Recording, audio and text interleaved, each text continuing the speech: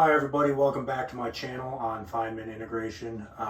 Today we will be reproving this integral identity right here, that the integral from negative infinity to infinity of f of x dx is equal to the integral from negative infinity to infinity of f of x minus 1 over x dx.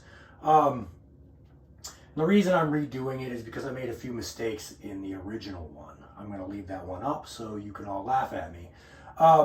But also I wanted to redo it because it is one of my most popular videos, my most commented on video, and I really wanted it to be done correctly. It turns out that the mistakes I made didn't matter, and I arrived at the same answer anyway, but I want it to be correct. So here we go. Well, we're trying to prove this, so we got to start somewhere. I'm going to choose this part to start with. So we set I equal to the integral from negative infinity to infinity of f of x minus 1 over x dx. Then we're going to use this fact right here, that the integral from negative infinity to infinity of f of x dx is equal to the integral from 0 to infinity of f of x plus f of negative x dx.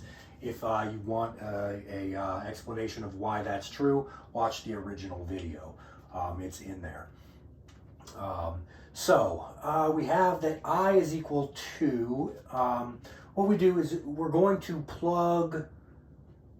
use this fact on this to arrive at this part. And I hope you can all see where that comes from. These little plus values, plus signs right there are just to, basically we're saying that's 0 approaching from the positive side.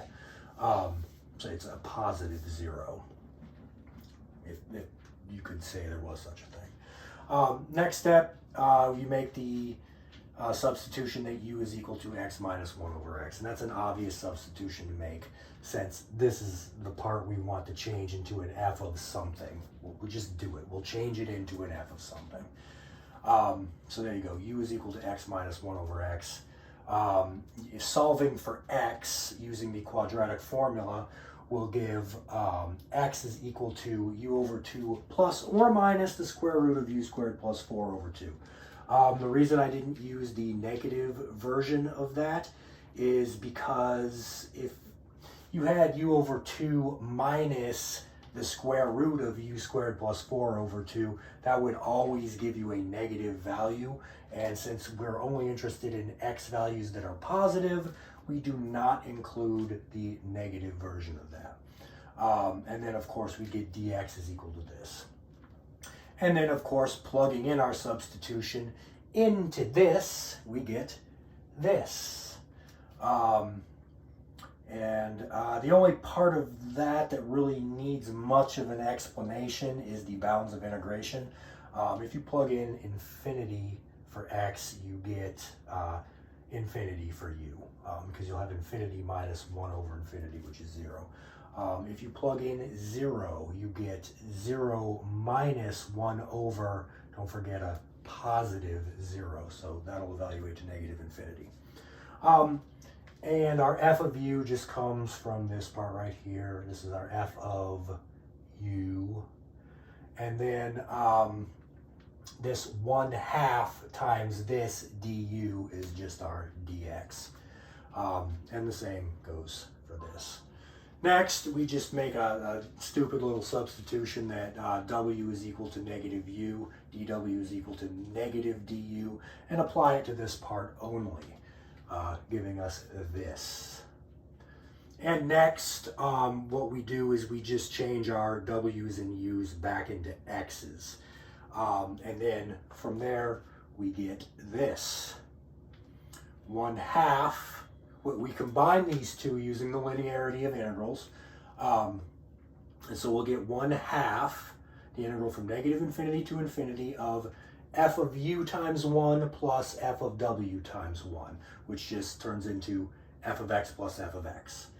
And then we'll get plus f of u times u over the square root of u squared plus 4 plus f of w times w over the square root I'm sorry, minus f of w times w over the square root of w squared plus 4.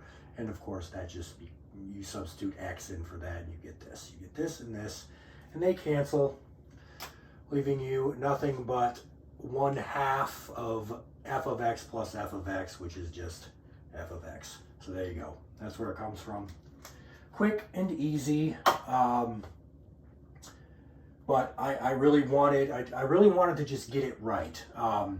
I've seen this identity proved several different ways, and a couple of them I really wasn't able to follow fully. This is a way to explain it to somebody who has only taken math courses up through maybe Calculus 2 or even Calculus 1.